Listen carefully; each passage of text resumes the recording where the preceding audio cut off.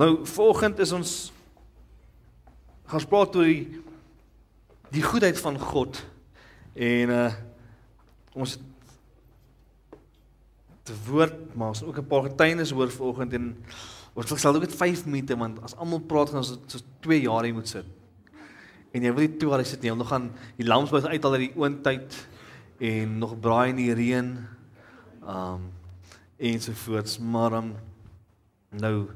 nou ja, so daar's incredible goed in die gang, maar as jy die Bybel het, blaai saam met na Psalm 34 vers 8 toe.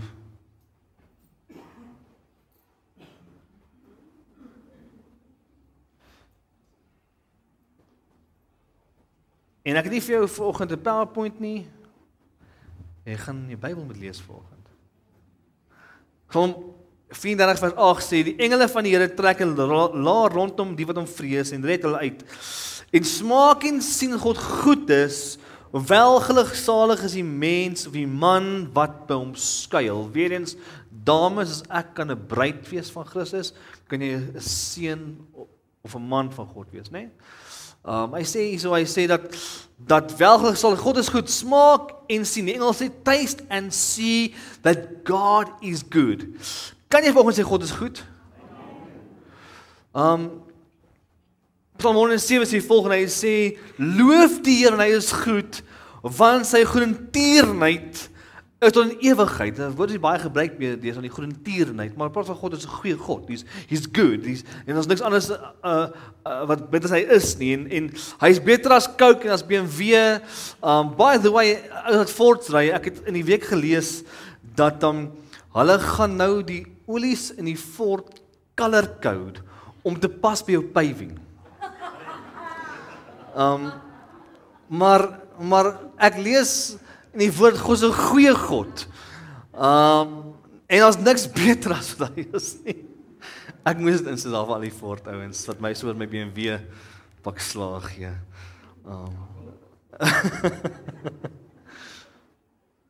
Maar God bly 'n goeie God ten spyte van. Bouwer Bosch in 'n video so 10 jaar terug, nie al bietjie langer miskien. En hy sê, God bly goed. God is 'n goeie God, ten spyte van dit wat gebeur in die wêreld. En hy skryf hierdie video, hy maak die video terwyl sy pa kanker het en hy sê, my pa kry kanker, God bly goed.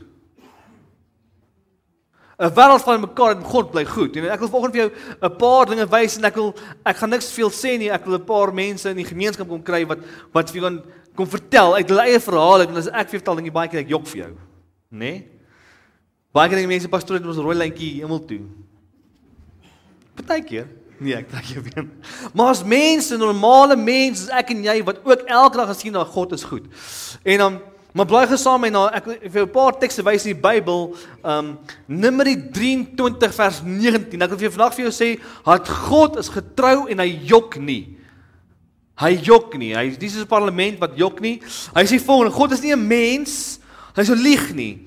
En 'n menslike kind het hy hom sou berou nie, sou hy iets sê en doen nie, of spreek en dit nie waar maak nie. God se woord sê hy is getrou, hy jok nie, hy lieg nie. En ek sê baie van die studente, die Bybelse studente, dat al ding wat God bo homself plaas is sy woord. He's subject to his word. Wat sê as God sy woord sê dis so, is dit so. Daarom as God sê ek genees, kan jy nie verander nie. As hy sê ek voorsien, kan jy nie verander nie, want dit is wie hy is, want sy woord sê dis wie God is. En ek wil vanoggend vir jou sê dat die eerste getuienis om te sê maar God se woord bly waar. God se woord bly waar. Baie keer kry jy 'n woord, jy kry 'n belofte en dan gebeur dit nie, maar Jesaja 55 vers 11 sê, en blaai saam met my soontoe, ek lê met sien in die Bybel of dat staan. Jesaja 55 vers 11 sê, want soos die reën, wat die reën, nee, dit reën. Gaan dit op of gaan dit af? Dit gaan af. En dit bly op die aarde. Okay.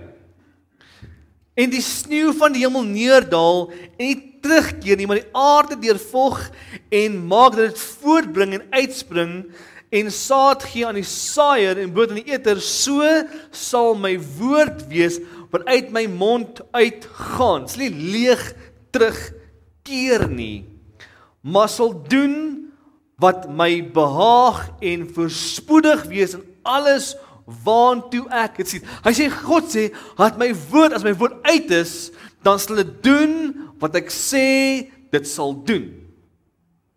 Dit sal nie leeg terugkom nie, sal nie onvervuld terugkom en daarom sê God in sy woord, hy's wakker oor die beloftes van sy kinders. Is mooi vir my gisterand gewees, ons is gisterand 10:00, as jy op ons bidgroepie is, gesien ons is 10:00 of 10:30 daar ergens geroep hospitaal toe, 'n babatjie is in die ICU en het gaan nie goed nie, of nie goed gegaan nie, en ons bid saam met die familie maar vir my baie nice, as ons bid, dan jy moet bid, jy is die pastoor in ons. Dan sê hulle mos, wil jy nie vir ons bid nie, kyk almal vir jou. Dan bid jy nou maar vir hulle, né? Maar wat nice is, die ou is swaar, en hy swaar wil aankom, en ek ken hom glad nie, maar toe inkom, toe sê hy vir hom, jy het al gebid. Ja, is gebid, hy sê, nee, kom hier so. En die loop het 'n spoed daar in 'n hoekie in, en hy gooi sy baadjie daar in 'n hoek in, en sy bril daar in 'n hoek, en sy self in die hoek, en hy val op sy knieë neer, en hy bid volgens, Here, u woord sê, is wakker oor u beloftes. Dis vir so spesiaal om te hoor, dat iemand nog dit bid, dat Here, u is wakker om die beloftes te waar te maak. Josef het 'n woord gehad, 'n droom gehad, 'n belofte gehad, wat hy moes vervang gehad het. Abraham het 'n woord, 'n belofte, 'n droom gehad, wat in vervulling moes gekom het, maar hy moes baie keer wag, en tog het die woord gesê, als wat gebeur het so gebeur. God kom aan Abraham en sê vir hom, Chom, jy gaan 75, gaan jy 'n kind kry. Nou weer eens, enigiemand op 75, oom Piet, nog 'n kind hê op 75. Oom Donald, hoe sal dit voel op 75? Maar die woord vertel vir ons, 25 jaar moet hy lank wag, en sy vrou begin lag vir God, maar toe kom die woord tot vervulling. Josef gee God in die droom, maar in die volgende oomblik word in 'n put gegooi, en hy word verkoop as 'n slaaf. Baie keer vat dit lank, die boek in Habakuk sê, though the vision might delay or might be slow, it will come to pass. God se woord kom tot vervulling, al mag dit baie keer lank vat. Vir party mense is dit vinnig, party mense is stadig. Die ou mense het baie gesê, dat God is always on time. He might be mighty slow, but he's never late. Ek gaan vir jou video wys. Gou weer ligte af, en sal die video van Monine, van Monique en Ruan. Die vierde, nee, ek gaan nie vertel nie. Kyk die video. Hi almal, ons is Ruan en Monique, en ons is dankbaar om vandag ons getuienis met julle te deel. 'n Storie van God se getrouheid, 'n profetiese woord wat ons rigting verander het, en hoe ons dit sien vervul op maniere wat ons nog nooit kon beplan nie. Op Sondag 4 Mei vanjaar, terwyl ons ouers hier in Bethlehem besoek het ons 'n profetiese woord ontvang wat ons lewenspad radikaal beïnvloed het. Die woord was: nie almal gaan die pad verstaan wat julle gaan loop nie. Julle gaan baie verder uitblink as ander in julle groep, omdat julle God eer in julle lewens. Ander mense gaan bid vir posisies wat sommer vir julle gegee gaan word. Daar gaan plekke wees wat na julle uitreik, waaraan julle nie eers kon dink nie. Plekke waar julle nie veronderstel is om te wees nie, gaan vir julle aanbiedinge maak. Omdat julle God eer, gaan hy julle eer. Plekke waar julle nie eers kon voorstel nie, aanbiedinge vir posisies waarvoor julle nie gekwalifiseer is nie. Deure gaan oopgaan soos nog nooit tevore nie, hou aan om God te eer. Ons is so dankbaar dat pastoor Ewan gehoorsaam was aan God se woord daardie dag. Daai woord het ons koers gegee en ons het daaraan vasgehou deur elke seisoen. Na daardie woord het ek begin om doelgerig te saai. Ek het my tiendes gegee, my saad benoem en gebid vir goeie meetings, nuwe clients en 'n promotion waarvoor ek hard gewerk het. Ek het laat na gewerk, strategiese planne gemaak en alles gedoen om myself reg te kry vir die geleentheid wat ek geglo het kom. Maar in plaas van deurbraak het ek weerstand gekry. My company het senior dealmakers aangestel, nie om uit te brei nie, maar om junior rolle te sny. Die posisie waarvoor ek gehoop het skielik geen behoefte gehad nie. Meetings is gekanselleer, my outreach het afgeneem en ek het gevoel of ek harder werk, maar dat ek minder uitkry. Ek het vir Monique gesê hoe moeg ek is en sy het net vir my gesê: You can't expect your seed to grow if you keep digging it up to check. Your job is to work the ground, plant the seed, and trust God to bring the harvest. Nou daardie woorde het my geruk. Ons het toe 'n promise wall teen die yskas gemaak, vol skrifte en herinneringe van God se trou. En toe begin dinge verander.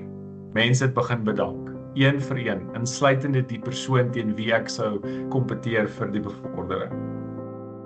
Skielik is ek genooi na senior training en ek het meer verantwoordelikheid gekry. En op Vrydag 20 Julie het ek 'n meeting gehad met my manager. Geen interviews, geen kompetisie, net the role is yours. En toe die betaaldag kom, het God nie net my verwagtinge ontmoet nie, hy het dit oortref. Ek het meer ontvang as waarvoor ek gehoop het, meer as ander in dieselfde posisie. En verlede week het ons maatskappy ingetrek in 'n splinternuwe kantoor. Ons groei vinnig en ek het pas 'n kliënt geteken wat meer as R500,000 'n jaar inbring. Alle eer aan God. Terug by die huis, na die woord, het dinge by my werk begin verander. 'n Business unit is gesluit, mense is afgelê en seniors het bedank. Die pad wat ek gedink het ek sou loop, het begin verdwyn. Ek het begin aansoek doen vir associate posisies en gebid. Lord, if a door isn't mine, close it or make the offer so low that I can't accept it. Een belovende offer het gekom, maar dit was net R2000 meer as my huidige salaris. Ek het geweet, daai deur is nie vir my nie. Toe kom 5 recruiters, almal op dieselfde company. Ek is 3 rolle aangebied en het natuurlik gekies vir die mees uitdagendste een. Maar voor die tweede interview het hulle vir my gesê, ons dink jy pas beter by die tweede opsie. 'n Rol in die nuwe medical division. Aanvanklik het dit kleiner gelyk, maar ek het ingestem om dit verder te verken. Ek het besef, ek het die rol onderskat. Dit het baie meer verantwoordelikheid ingehou en het direk aan die head of legal gerapporteer. En toe die offer kom, was my title nie net oor die medical division nie, maar oor die hele groep, met meer as 400 employees. Die salaris, heel bo aan hulle skaal. Ek het begin twyfel, is ek op die regte pad? Maar net na my resignation het God sy woord bevestig. Ek het my foon oopgemaak en die eerste ding wat ek gesien het, is Revelation 3 verse 8. I see what you have done. Now see what I have done. I have opened a door before you that no one can slam shut. Dit was my confirmation. Ek het my nuwe posisie begin hierdie week op 1 Oktober. En op 3 Oktober het ek my finale admission exam results gekry. Ek het geslaag en ek is nou eligible om aansoek te doen vir toelating as 'n prokureur. God was daar deur elke detail. Ons stap nou in die vervulling van die woord wat ons ontvang het. Die pad was nie altyd maklik nie, maar God het homself getrou bewys. Hy het deure oopgemaak wat ons nooit sou kon voorsien nie. En ons is geplaas op plekke waarvoor ons nie eers gebid het nie. Aan elkeen wat nog wag op hulle woord, hou aan om God te eer. Saai in geloof en vertrou hom om die groei te bring. The harvest is coming.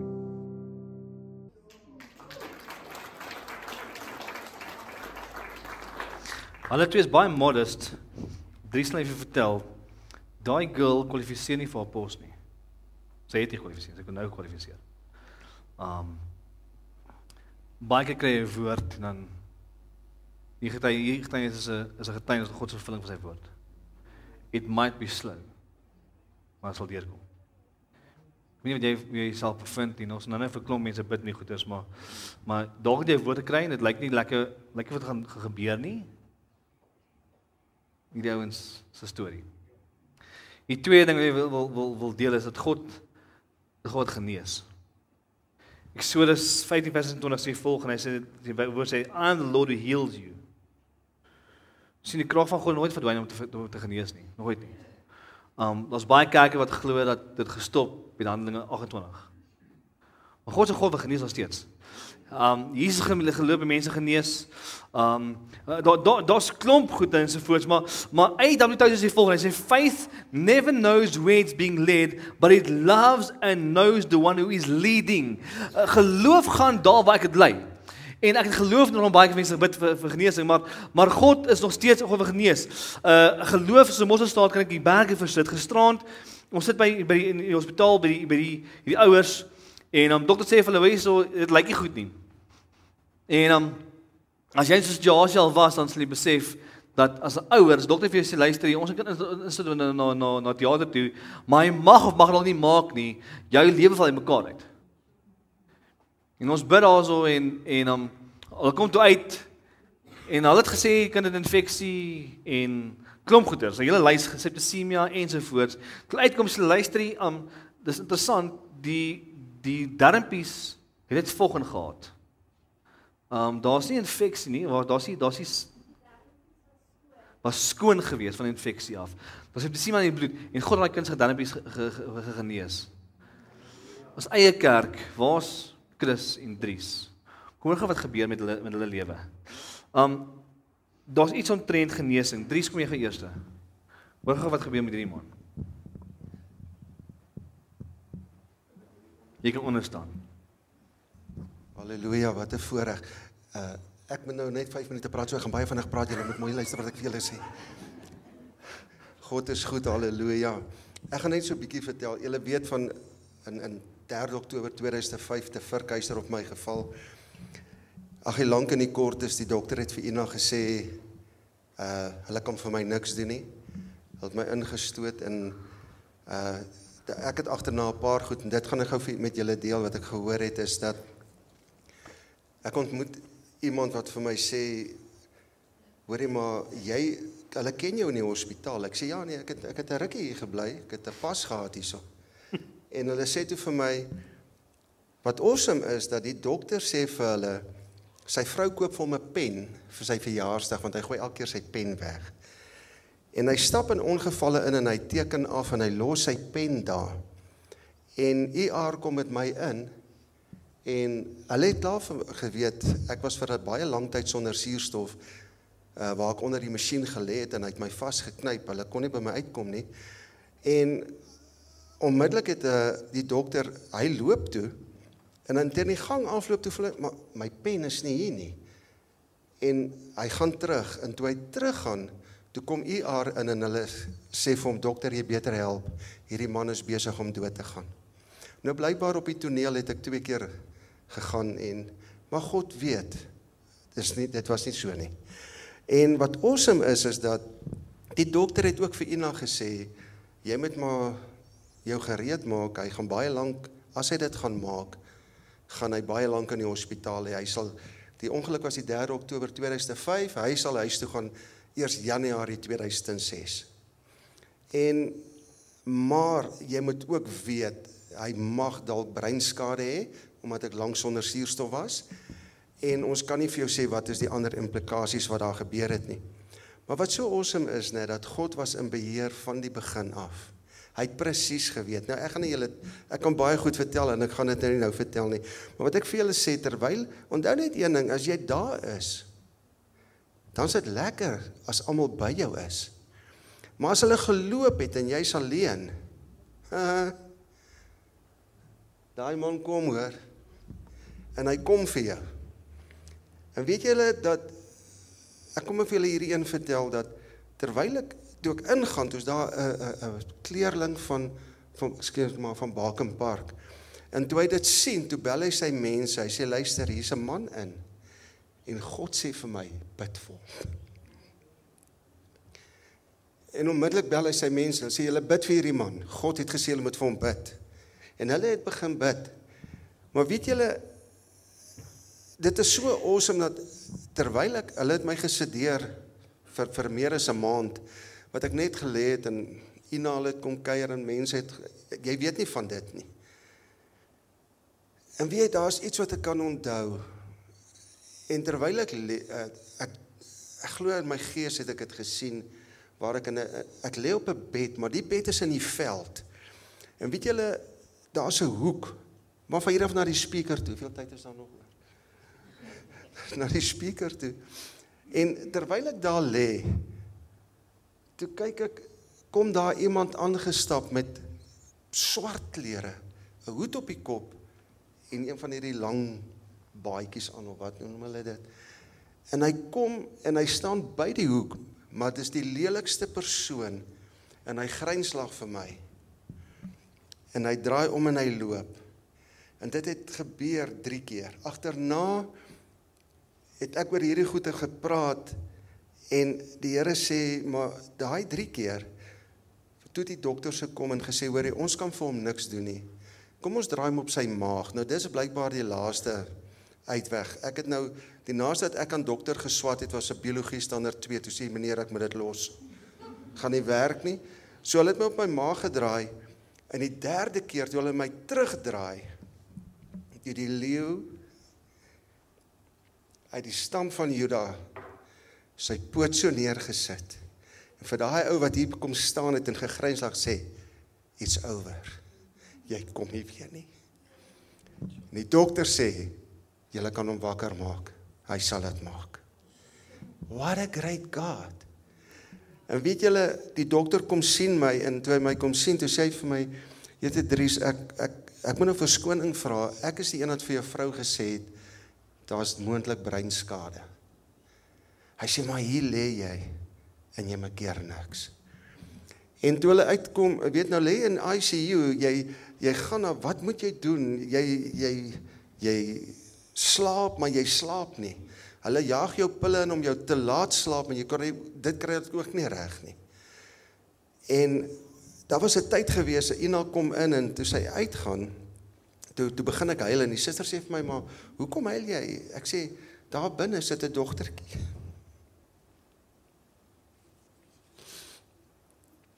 Sy het nog nie haar pa gesien nie, sy is 4 jaar oud. En hulle reël dat Monique my kom sien. En toe sy inkom, en sy kom so om die hoek gehardloop, want hulle maak die ander mense toe. Toe sy so aangehardloop, toe skree sy, papi, my papi, en sy kom sit by my. Ina mag nie naby my gekom het nie. En die Here sê vir my, kyk net, hoe voel jy? Hoe voel jy meer ek, wat my bloed gestort het vir jou? En weet jy wat's awesome? Ek sê vir Ina toe ek wakker is, ek sê vir haar, as ek gaan bid, dan sê ek altyd, Here, kyk na my hart. My hart moet net reg wees. My hart moet mooi wees, hy moet regverdig wees. En weet julle, ek sien 'n lig, en ek stap na daai lig toe, maar dis nie 'n lig wat jou wegdruk nie, hy trek jou, en toe ek by hierdie lig kom, steek ek my hande uit, en ek sê net, Here, ek het niks. En uit daai lig uit, kom hierdie woorde, moenie bekommerd wees nie, ek het jou hart gesien. What a great God. Ek wil vir julle sê, ek kan nou nie so mooi sing soos Ivan nie. Hy sing nou baie mooier, maar ek wil net vir jou gou vinnig ietsie sing, en gaan ek sit. Net vinnig, kan ek hom maar vinnig sing? Ek gaan hom nie reverse sing nie, ek gaan hom mooi sing. En dit het met my gebeur, en ek wil vanmôre dit vir jou sê. And the anchor hold, while the ship was battered, the anchor hold, though the sails are torn, I have fallen on my knees as I see the raging sea, the anchor holds in spite of the storm. Waar jy ook al is, die anker hou. Terwyl Chris daar voorkom, gaan vir jou lees. Karel, dis nou Jolien se pa wat die media doen. Hy getuig van 'n ongelooflike krag, liefde en genade van ons Here Jesus Christus. Die 15de Mei 2025. Kolonkanker. Wie? Ek. En ander mense kry kanker. Nie ek of my mens nie. Dadelik tree God in. Sy groot vrede maak dit maklik. Chemo volg. My liggaam hanteer dit goed. God is in 'n beheer. Ek beleef die krag van gebed. Almal bid vir my en ons luister. Ons God luister na die gebede. Alles uitgesny, alle toetse wys ek is skoon. Geen mens oorwin kanker nie. Alles is net genade. Dankie vir julle gebede vir my familie. Op bid, nie op bid nie. God draai jouself en almal op na God. Psalm 34 vers 5. Laat u lewe aan die Here oor. Vertrou op hom. Hy sal sorg. Goeie Karel. Chris, waar is jy? Ons het vir Karel gebid. Chris gebid. Hoor gou hierdie storie. Môre almal. Ek het die woorde nie.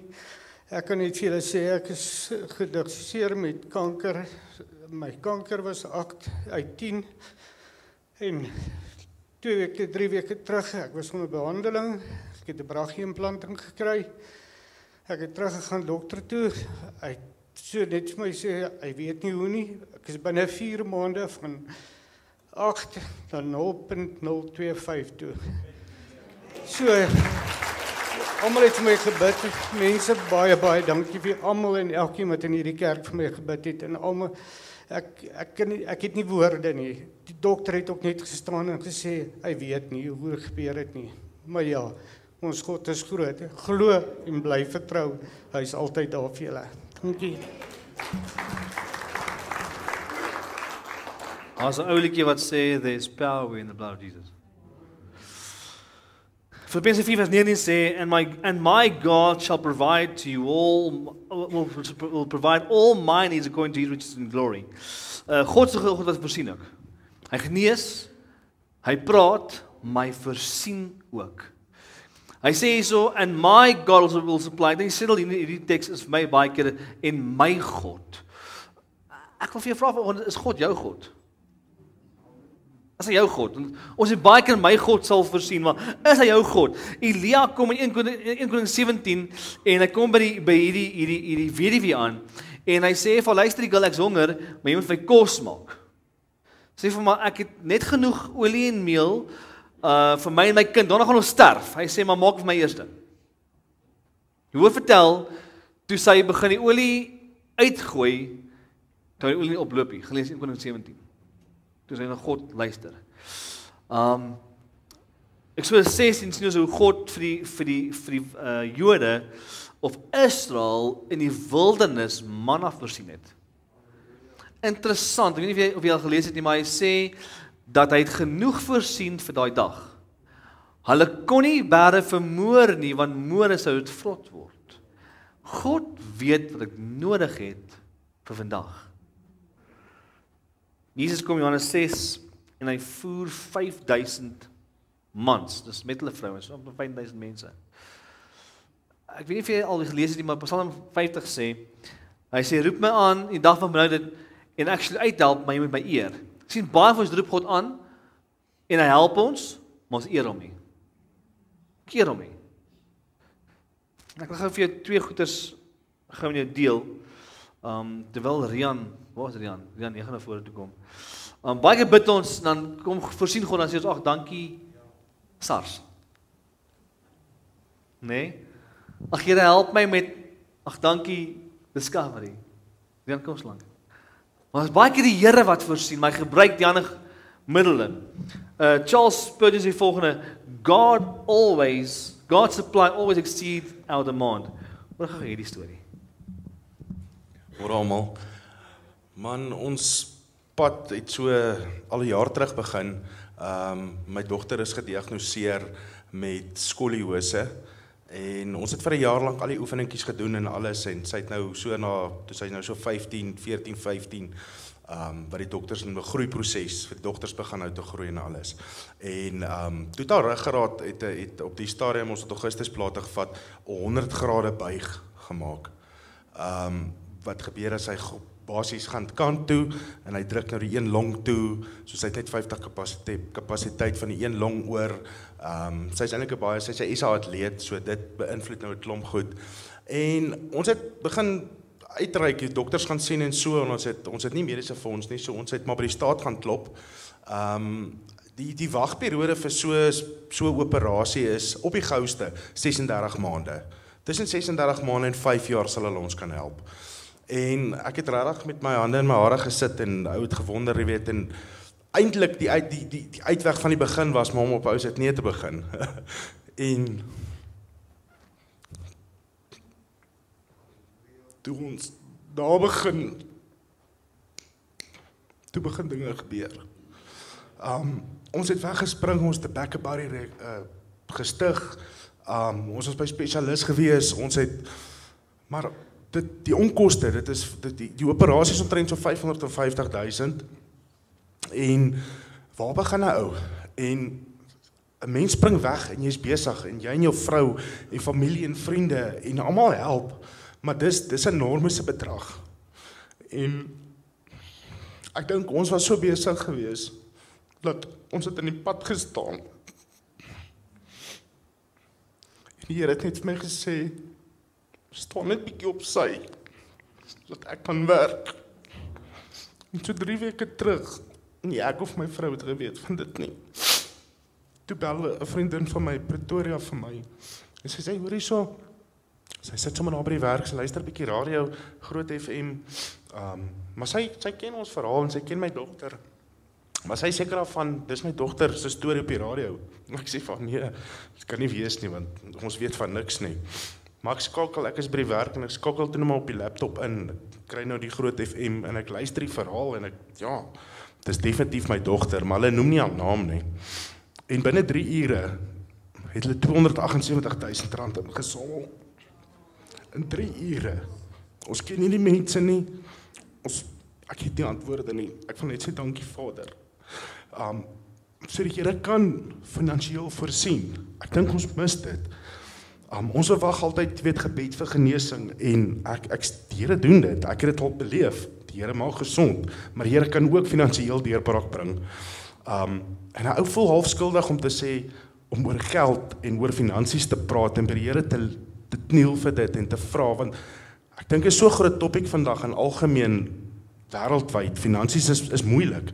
So ek dink, maar jy kan vra, jy kan vir die Here vra en hy sal voorsien. Ek meen, daar is nog onkostes wat nou nog gedek moet word en alles, maar ons moes net op sy staan so die Here kon werk. So ek wil net vandag sê baie dankie vir almal wat gebid het, elke bydrae wat gemaak is en dan al die eer aan Jesus vandag.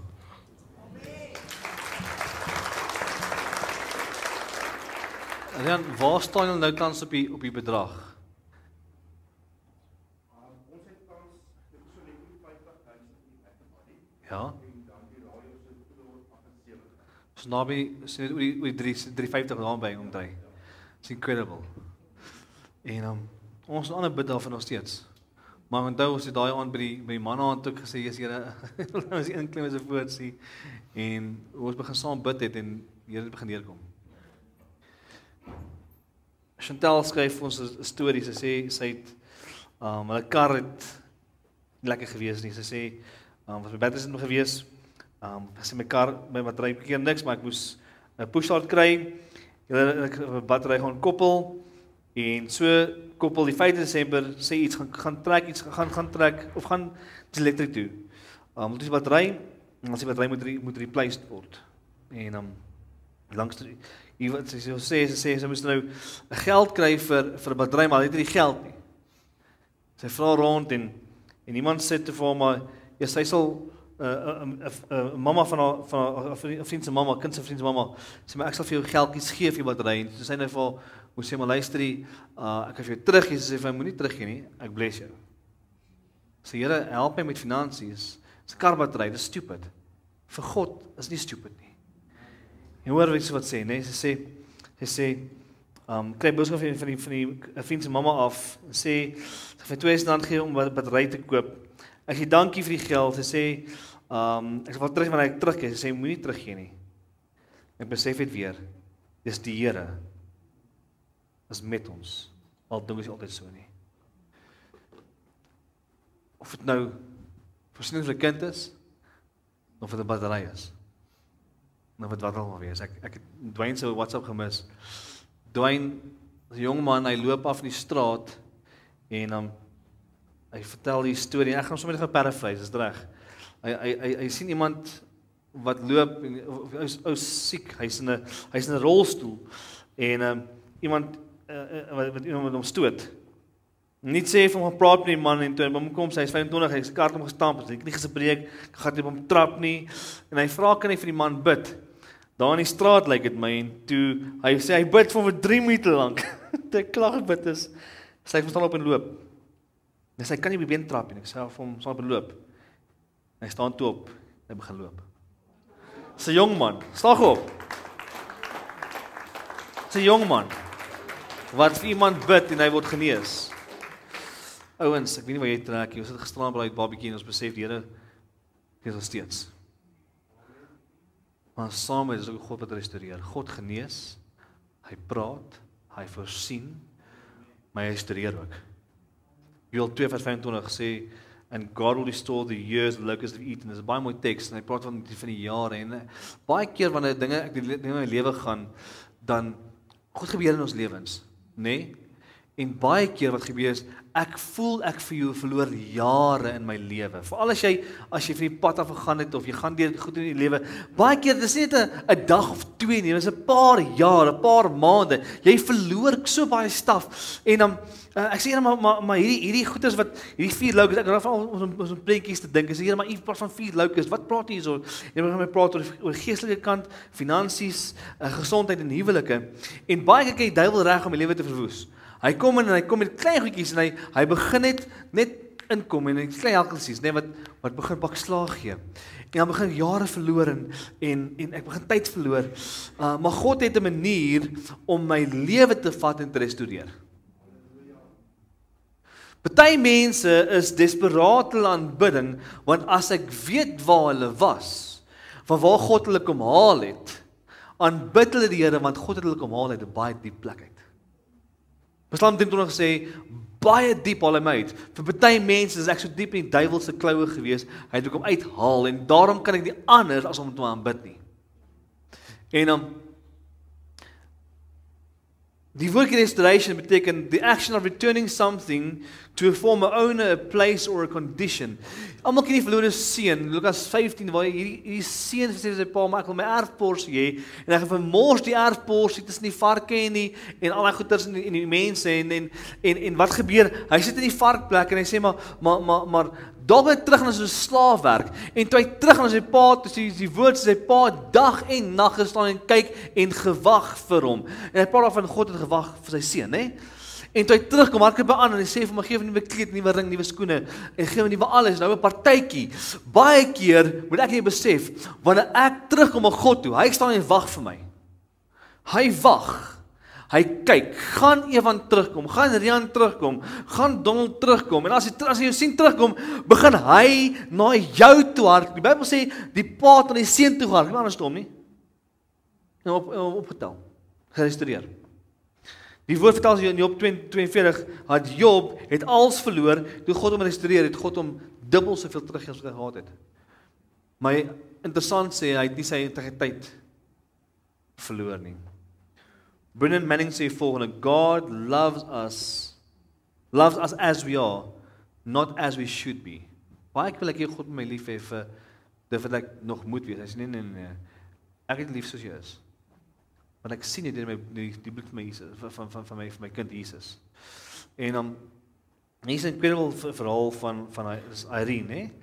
En sy Jan het gistermiddag gebel en sê jy moet hierdie girl kans om te praat. En hoor gou hierdie incredible storie van restaurasie. Vertel vir ons. Hallo julle almal. Okay, my naam is Irene Helmand. Ek is een van 5 kinders, ek is die middelste kind. Ek was toe pastoor nou so praat van mense verloor jare en mense verloor dae en mense verloor nog jare is. Ek was 17 jaar lank in dwelm en alkoholverslawing. Ek het begin as 'n functioning addict. Ek betaal vir my dwelms, betaal vir my alkohol, niemand kon my niks vertel nie. Tot ek my werk verloor het en na my eerste rehab toe is in 2012. Toe begin my lewe bietjie verander. As ek uit rehab uitkom, dan relapse ek, dan kry ek 'n werk, dan gaan dit goed vir 'n rukkie, dan kry ek my kar terug, dan kry ek weer 'n woonstel, dan relapse ek weer, dan is ek weer in 'n rehab. So dat my addiction so erg geraak het, ek het begin steel vir dwelms, ek het by my ma gesteel, ek het by my stiefpa gesteel, en in 2017, 2018, is ek weg by die huis, kar gesteel, klomp goed uit die huis uit gesteel, en my ma het 'n saak gemaak teen my. En ek het in die tronk beland vir 10 maande. Is nie 'n lekker plek om te wees nie. En ek het geskop en geskree en gehuil by my ma, asseblief, trek die saak terug, ek sal julle goed vir julle teruggee, ek het klomp leuns vertel by. Sy het net gesê, nee, jy sal in die tronk bly en ons sal wag tot die landdros die judgment gee. In elk geval, ek het in die tronk gesit vir 10 maande, daai Februarie 2019 het ek uitgekom en ek is wel skuldig bevind aan borrowing a car without consent en ek het 'n opgeskorte vonnis gekry daaroor. Okay, dit is ek kan julle ure lank besig hou met wat ek in addiction gedoen het en wat gebeur het met my. En ek vertel dit ook nie vir julle om my jammer te kry nie. Ek vertel vir julle daai tyd wat ek in die tronk was, het ek besef ek kan nie so aangaan nie. En die Here het met my gepraat in die tronk en hy het vir my gesê, jy is besig om jou hele familie te verloor. Daai tyd het ek geen vriende meer gehad nie. En Joel 2:25, wat pastoor gesê het, ek klou nog altyd vas aan daai vers, dat die Here gaan restore wat verwoes is. En wat 17 jaar lang vir my in addiction verwoes is restore. Ek het die 8 September 2022 by my 13de rehab ingeboek. En nommer 13 het gewerk, omdat ek wou skoon bly, ek het gesê, genoeg is genoeg. En ek het by Freedom Recovery Center in Nigel ingeboek, en ek het vir 6 maande die program geloop, en na die program het pastoor Derek die CEO my geroep, en hy het vir my gesê, jy gaan hier bly vir 'n lang ruk. En ek het vir hom gesê, nee pastoor, ek gaan nie hier bly vir 'n lang ruk nie, ek gaan nou saam met my boyfriend, en ons gaan in ons lewe begin. Hy sê, jy gaan hier bly vir 'n lang ruk. In elk geval, ek begin toe daar werk, eers as 'n volunteer en as 'n huismoeder vir 12 meisies in die huis. En 6 maande kom en gaan en ek is nog steeds daar. En na 'n jaar word ek 'n addiction counselor by die rehab om ander meisies te help. En ek word huismoeder van die Halfway House. En dit is nou al 3 jaar en 2 maande en 8 dae wat ek skoon is.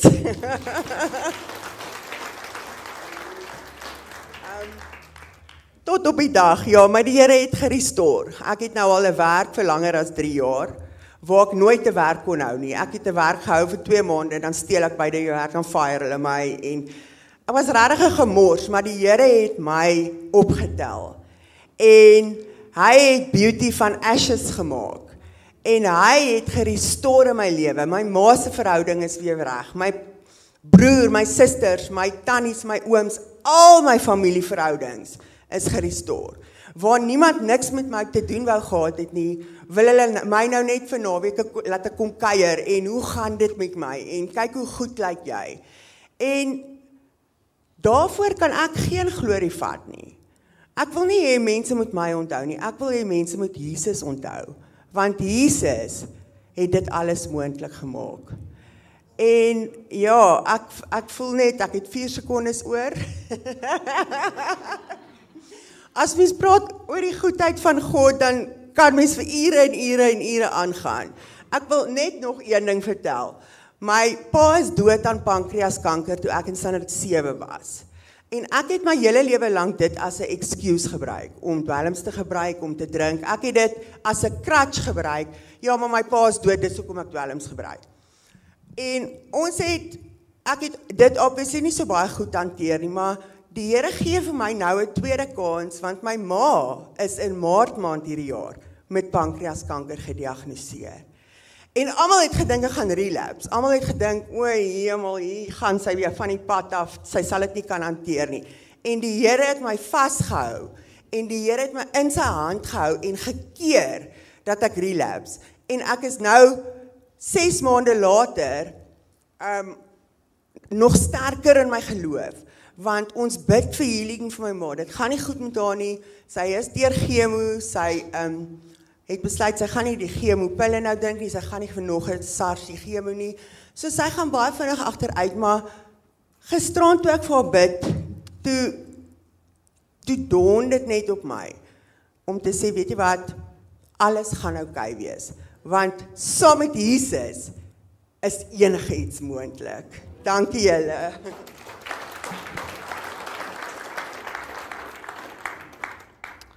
Paul, jy nie vir ons op die klavier kom asseblief. Ek weet nie waar jy jouself bevind vandag nie. Ek weet nie of jy vertrou vir genesing nie, of jy vertrou vir 'n deurbraak nie, of jy vertrou vir voorsiening nie. Ek weet nie of jy waar jy jouself mag vind nie. Die doel vanoggend is om jou te wys dat God is nie aannemer van persoon nie. As hy vir 'n klein babatjie, ek wil ons nou vir die babatjie ook gebid vir ander klein nou bid. Maar as God kan deurkom in 'n karbattery, kan deurkom in geld vir operasie, kan deurkom in kanker, kan deurkom in dwelms, kan deurkom vir 'n siek man op die straat te bid, ou uit die dood uitkom haal, kan God mos vir jou ook iets doen. God mos vir jou ook 'n deurbraak gee. Niemand het gecoach nie. Ek het juist nie vir hulle gevra wat hulle stories was vooraf nie. Met hulle gesit wat dit is. Ek weet ek ken meestal se stories. Nie vir gesê wat hulle moet sê nie, want ek wil hê hulle uit daardie tyd kom vanoggend. Om te hoor die waarheid van wat God kan doen. En dalk jy vandag gefees met 'n health scare. Dalk gaan jy die finansiële goede. Dalk verwys die Here vir 'n deurbraak. Dalk is daar 'n belofte wat jy ontvang het van die Here af 'n klomp jare terug en dit nog nie gebeur nie. Jesus, Here, erns moet hom gaan draai. Dis interessant, Josef, Abraham, Dawid, al 3 manne moet 25 jaar wag voor hulle belofte in vervulling gekom het. 25 years, interessant. Volgend wil ek jou gou vra, ons gaan gou bid vir Anja, ek wil graag ons gemeente moet saam vir haar bid volgend, is dit reg? Is nog kritiek in ons hospitaal nog steeds, alhoewel hulle hoop het vir haar, is die volgende 48 uur van vanoggend 1 uur af krities, vir die kindjie, ensovoorts. Maar dan wil ek, as jy volgend sê, is want ek wil iemand saam mee bid volgend, wil ek jy moet voor toe kom. So vinnig, obvious, as jy sê, ek genesing nodig,